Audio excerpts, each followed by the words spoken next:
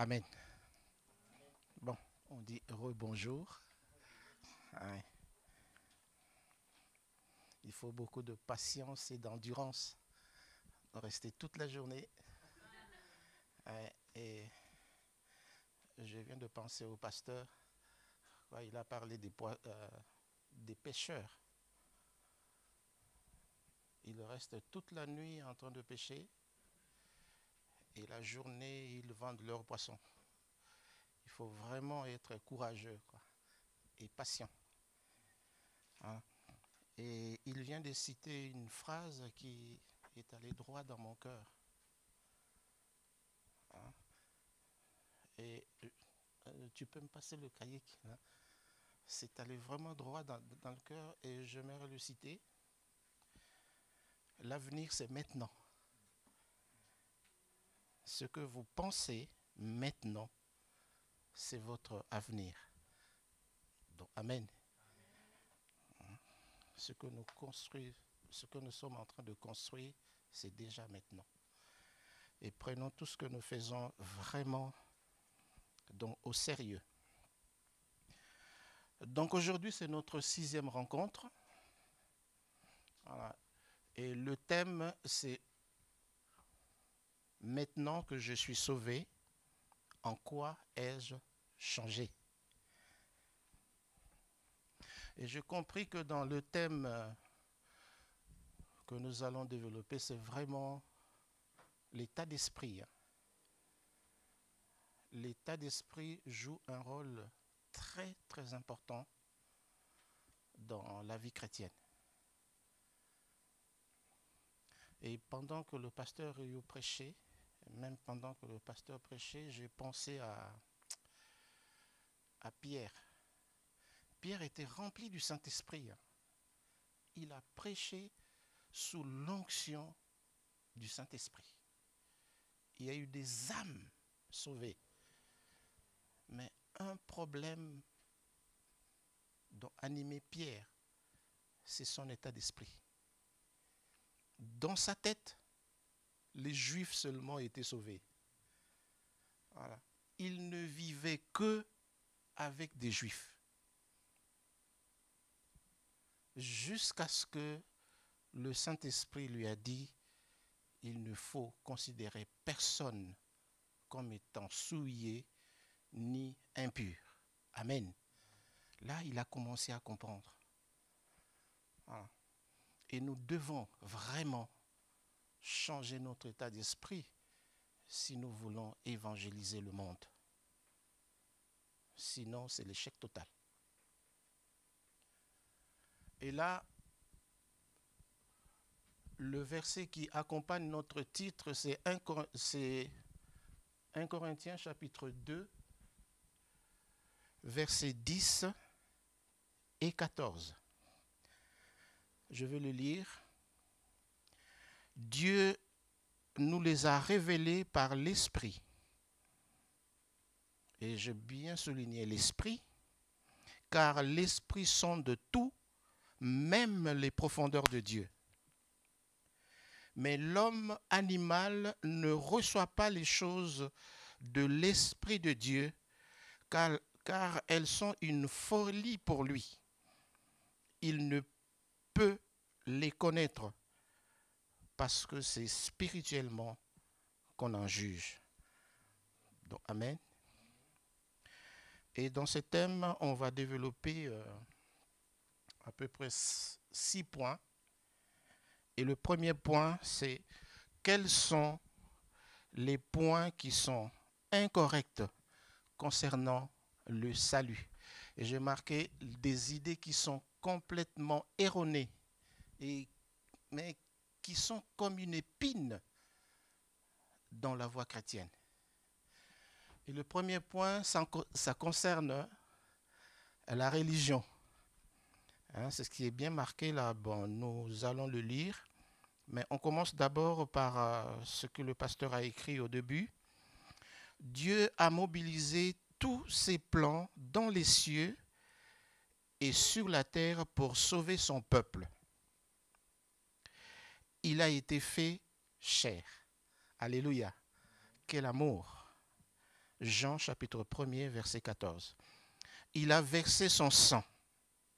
Il est ressuscité des morts. Il est monté au ciel.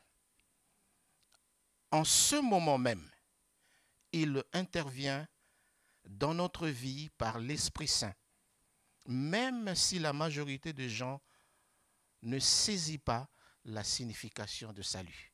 Amen. L'amour de notre Dieu. Et le premier point qui concerne la religion, bon, j'écris un grand 1 là, et ensuite il y a un petit 1 ici.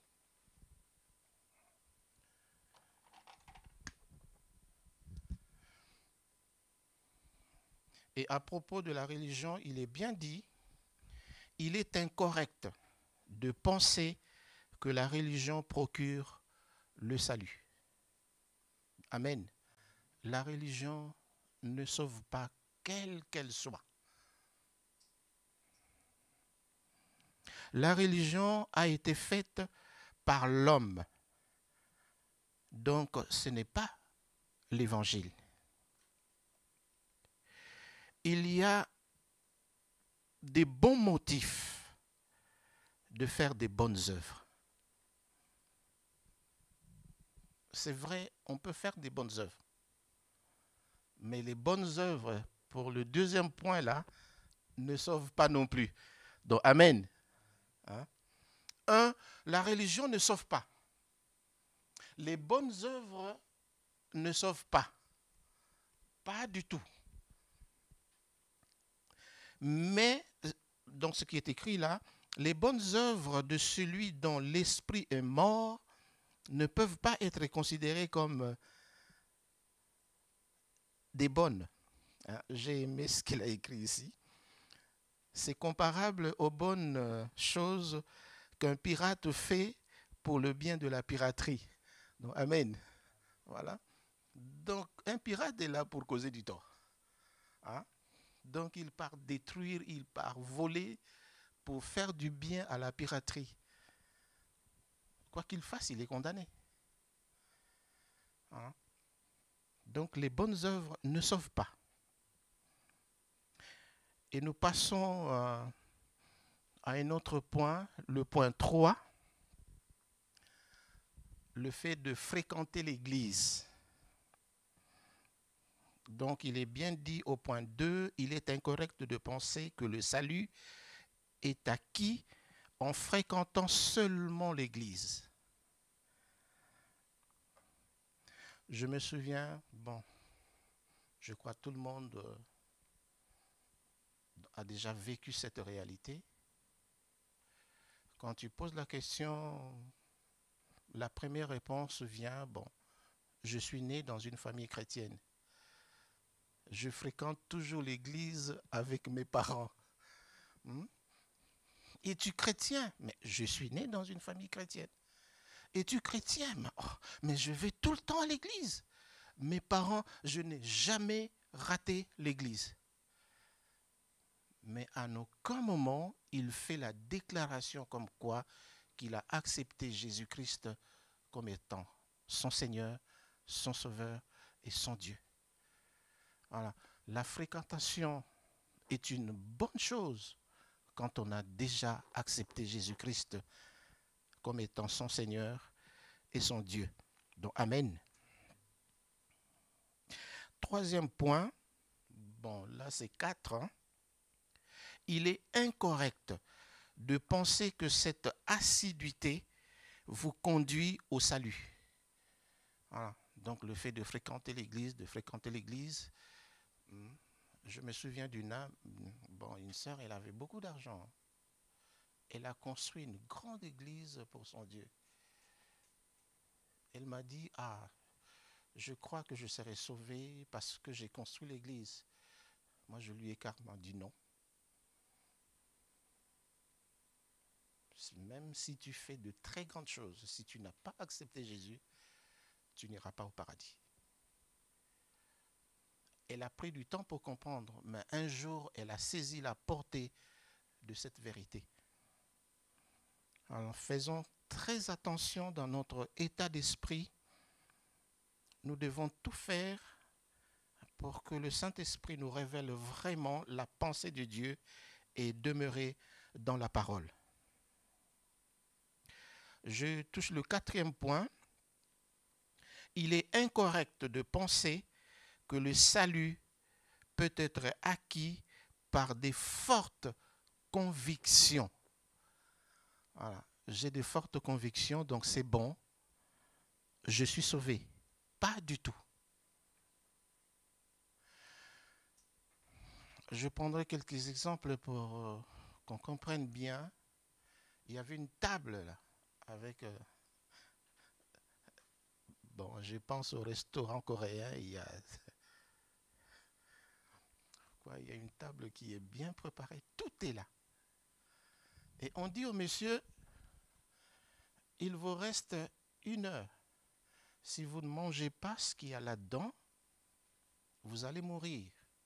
Et le monsieur répond, oui, je sais. Et il s'arrête là. Et le monsieur revient encore, monsieur, il vous reste 1 demi-heure. Si vous ne mangez pas, vous allez mourir. Oui, je le sais. Il reste 1/4 d'heure. Monsieur, si vous ne mangez pas, vous allez mourir. Oui, je le sais. Je suis convaincu que la nourriture est bonne, tout est bon. Si je ne mange pas, je vais mourir. Mais le fait de poser un acte, mettre la nourriture dans sa bouche, il ne l'a pas fait. Et après, on a retrouvé le monsieur mort.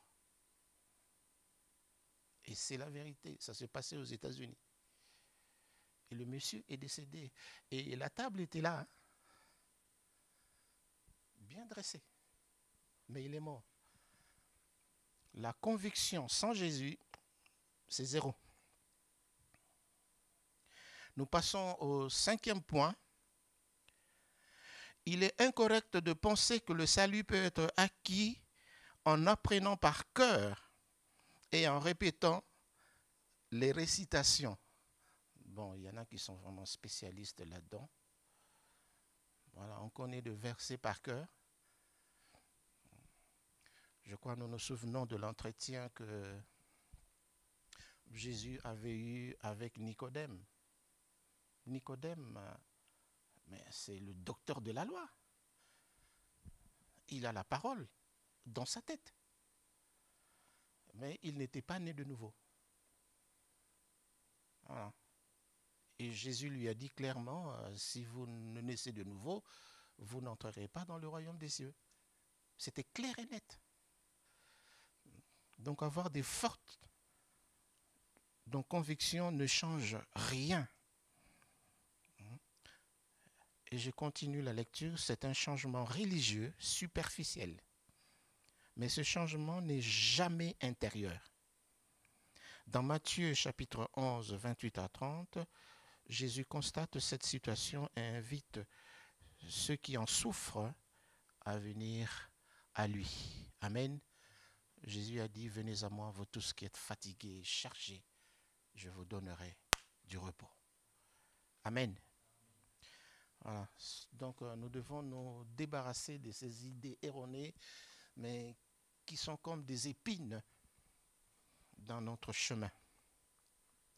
Et on passe au 2e point, l'état de celui qui est sauvé. Dans le livre, c'est marqué, alors, quel est l'état de celui qui est sauvé? Voilà. Donc au 1er point, il y a un changement intérieur. Hein? Donc bon, il a parlé de changement spirituel. Quand on est sauvé, Dieu nous donne sa paix. En tout cas, moi, je l'ai constaté quand j'ai accepté Jésus dans ma vie. La première chose qui s'est passée dans ma vie, c'était vraiment la paix. Une paix qui dépasse l'intelligence. Et le 2e point, c'était vraiment clair. J'avais un désir profond de lire la parole de Dieu et de prier. Ça, c'est des changements qui s'opèrent quand on accepte Jésus-Christ comme étant son Seigneur et son Sauveur. Le 2e point, l'état de salut veut dire que l'Esprit Saint habite en vous pour vous conduire. Voilà.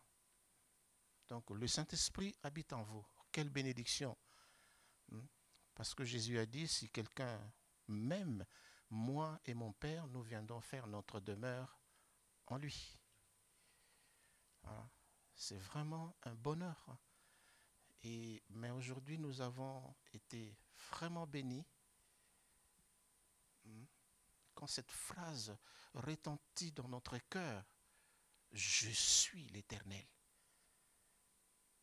Je suis l'Éternel.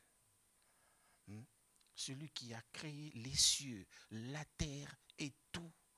Et c'est lui qui a pris la forme humaine en la personne de Jésus-Christ pour nous sauver. Mais c'est lui qui a tout accompli, vient habiter en nous. Et il te dit, je suis l'Éternel.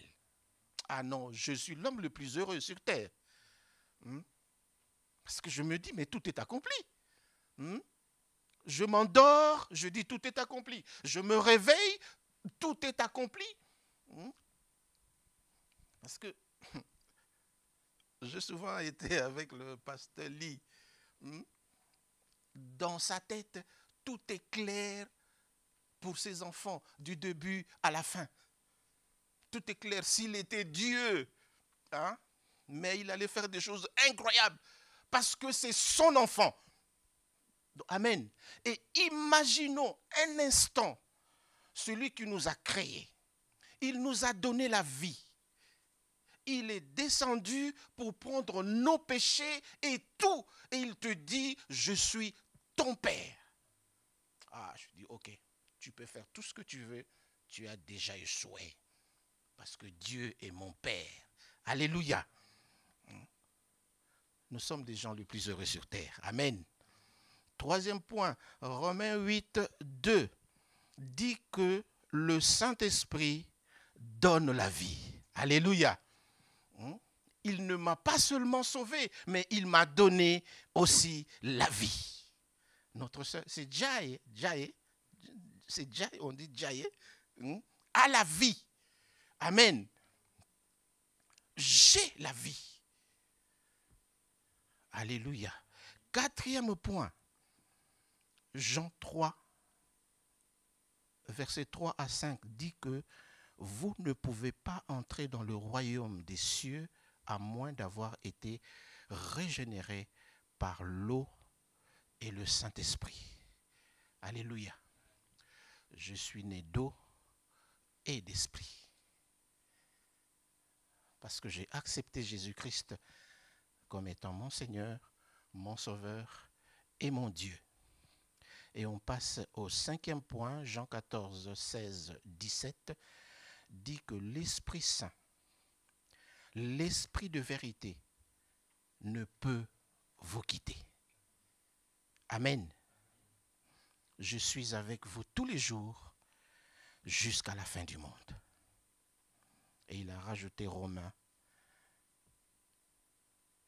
chapitre 8, verset 2, verset 4 et verset 9, dit que le Saint-Esprit remplit les conditions de salut et de la loi.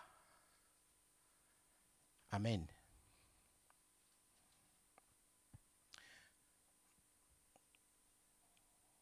On va passer à quelques points qui sont donc au niveau 5. Le troisième point, vous venez de savoir que vous êtes le temple de Dieu. Alléluia. Je n'ai pas seulement la vie de Dieu, mais je suis le temple de Dieu. Réfléchissons un instant. Parce que quand on parle du temple, donc à l'époque de Salomon, à l'époque de David, on disait, quand tu n'as pas vu le temple de Salomon, tu n'as rien vu. Donc c'était une construction que tout le monde devait voir ne fût-ce qu'une fois dans sa vie. Et réfléchissons un instant que moi, je suis le temple du Saint-Esprit. qui suis-je réellement?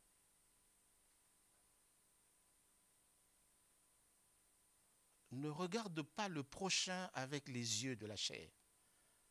Regarde ton frère, regarde ta sœur avec les yeux de l'esprit. Il y a un chant qui dit « Je t'aime de l'amour du Seigneur parce que je vois en toi la gloire de mon roi. » Parce que je vois en toi Jésus-Christ de Nazareth. Amen. Tu n'es pas n'importe qui. Et le quatrième point, l'Esprit Saint corrige les choses qui sont inexactes. Et c'est vrai, bon, c'est écrit dans Galates 5, bon, il parle des œuvres de la chair. Et j'ai plus été marqué par la correction que le Saint-Esprit a faite à Pierre. Voilà, il était chez Corneille, non, chez son ami Simon, mais le Saint-Esprit a corrigé tout de suite. Et Pierre a obéi parce qu'il est parti chez les païens et il a mangé avec eux. Non, alléluia. Il n'est pas resté juif. Il a dit oui, le salut est pour tout le monde. Amen. Ne restons pas coréens, ne restons pas congolais, ne restons pas français, mais restons chrétiens. Amen. Pour que l'évangile fasse son travail. L'Esprit Saint, le cinquième point, l'Esprit Saint vous conduit parce que vous êtes faible. Sixième point, il vous dirige dans la paix. Il répond aux prières. Septième point. Et le huitième point, il œuvre pour le bien. Alléluia. Quel bonheur de marcher avec lui. Quel bonheur d'avoir un tel ami. La première fois que j'avais lu la phrase de Jésus, vous allez dire à mes frères. Non, mon cœur a bondi. Parce qu'avant, il parlait des disciples et tout, mais après sa résurrection des morts, il dit, allez dire à mes frères que je suis monté vers mon Père, qui est votre Père. Il dit, c'est fini. Ça y est. J'ai un Père. Amen. Passons au troisième point. Comment entrer dans l'état du salut? Bon, ça on le sait, nous rentrons dans l'état du salut en acceptant Jésus-Christ comme étant notre Seigneur, notre Sauveur et notre Dieu. Mais on nous demande dans le troisième point, le premier point, il faut demeurer en Jésus.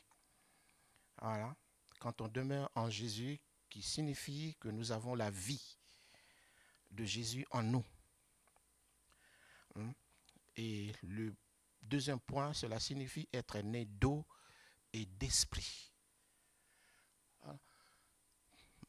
Et on est dans l'état de salut quand on a compris et on mange la parole, quoi. Voilà. Demeurez vraiment dans la parole, vraiment dans la parole, vraiment dans la parole. Voyez, quand nous sommes arrivés, on a pris notre petit déjeuner, mais à midi, nous avons encore mangé. Et le soir, nous allons encore manger parce que le corps physique en a besoin. Et c'est pareil avec le corps esprit. Alléluia. Quatrième point, ceux qui ont cette vie connaissent 4 changements. Voilà, il y a 4 changements qui s'opèrent quand on a la vie de Dieu. C'est le 4e point. Et j'ai beaucoup aimé parce que je n'arrivais pas à trouver, c'est pendant la prédication que mon esprit s'est ouvert. Le premier point, c'est le livret de famille. C'est ce qui est marqué là. Je lis le 4e point. Ceux qui ont cette vie connaissent 4 changements. 1. Spirituellement, vous avez changé. Vous changez votre livret de famille. Amen. Je pense à la naissance de mon premier fils. il fallait aller à la mairie, remplir tout, et on vous donne le livret de famille. Il y a le nom de l'enfant là-dedans. Partout où vous passez,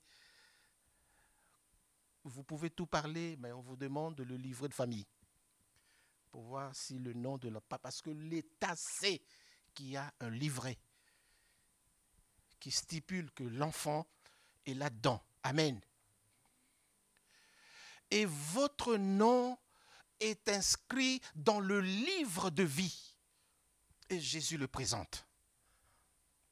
Le nom est inscrit dans le livret de famille. Amen. Livret de famille. Et le deuxième point, ce qui est marqué là, votre identité de vie spirituelle a changé. Voilà. Vous avez une identité spirituelle. Parce que à tous ceux qui l'ont reçu, à ceux qui croient en son nom, il a donné le pouvoir de devenir enfants de Dieu, lesquels sont nés non du sang, ni de la volonté de l'homme, mais de Dieu. Tu es né de l'esprit et tu es né de Dieu et ton esprit est vivant. Et quand ton esprit est vivant, tu commences à comprendre les réalités spirituelles. Et dans les réalités spirituelles, il y a un désir profond de connaître Jésus-Christ, un désir profond de lire la parole de Dieu, un désir profond de prier, un désir profond de se retrouver entre enfants de Dieu pour prier. Des réalités spirituelles qui sont là.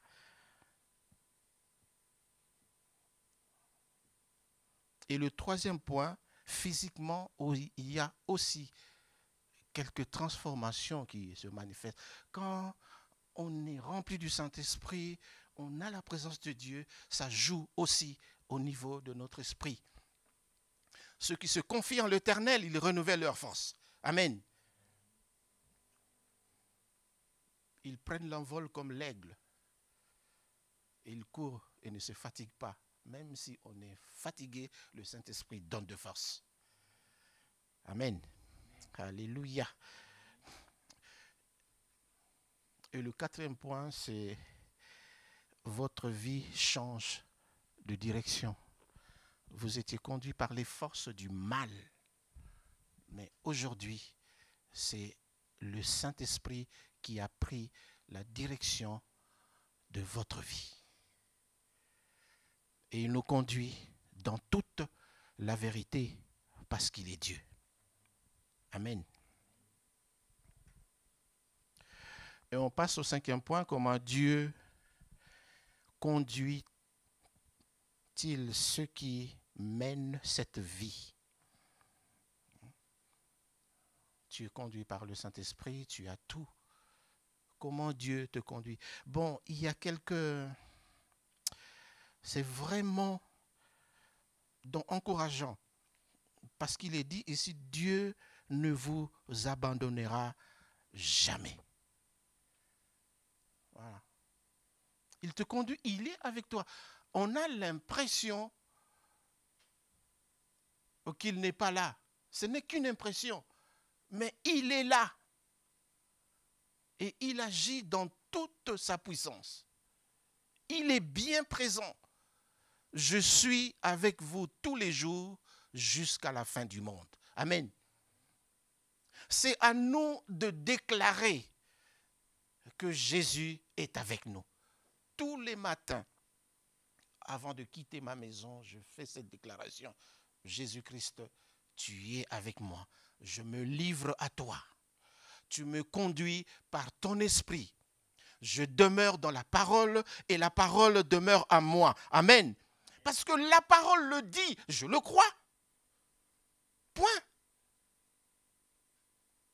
Un jour, il y avait un mur là, qui arrivait jusque là. Et j'ai mis ma fille là. Elle était encore bébé parce que maintenant, je ne peux pas la mettre là. Elle me dira, papa, non. Parce qu'elle réfléchit, mais ça ne va pas. C'est dangereux. Je dis à ma fille de sauter. Elle a sauté.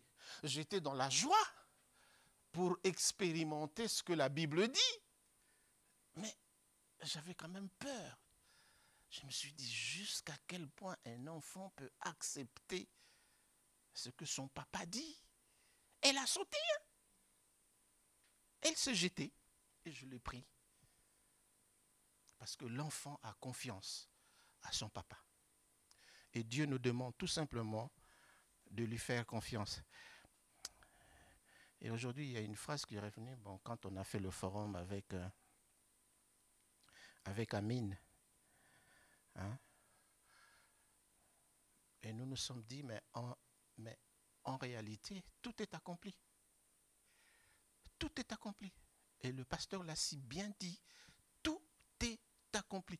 Quand Dieu te prend, il connaît ton passé, il connaît ton présent, il connaît ton futur. Il te demande tout simplement de lui faire confiance. Tout simplement. Il lui dit, fais-moi confiance, tu verras.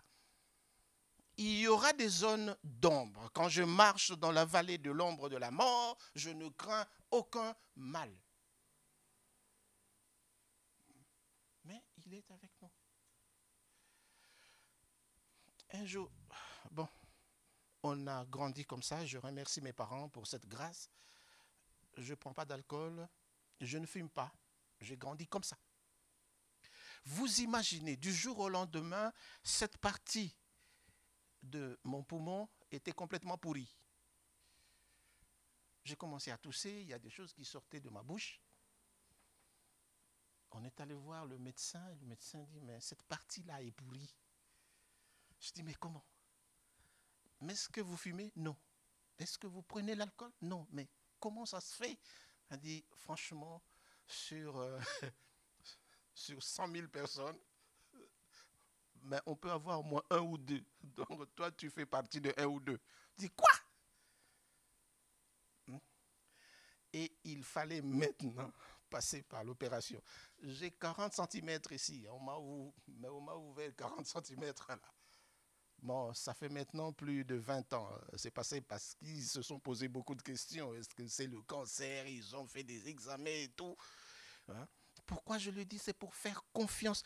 Il y aura des zones de turbulence dans la vie. Il fallait maintenant accepter l'opération. Tout le monde avait dit non. Si tu te fais opérer, tu vas mourir. Parce que tout ce qui passe par là meurt. Je dis, mais si je me fais opérer, je meurs. Si je laisse la maladie se développer, je veux mourir ici. Il faut que je fasse un choix. Je me suis souvenu de la promesse de Dieu. Je suis avec toi. Tu vas prêcher l'évangile. Alors, tant que cette promesse est là, j'y vais. Alléluia. Je suis allé, bon, l'opération, c'est pour encourager ceux qui traversent par des moments difficiles. L'opération a duré 6 heures. On m'a ouvert ici pendant 6 heures. Et le médecin ne comprenait pas.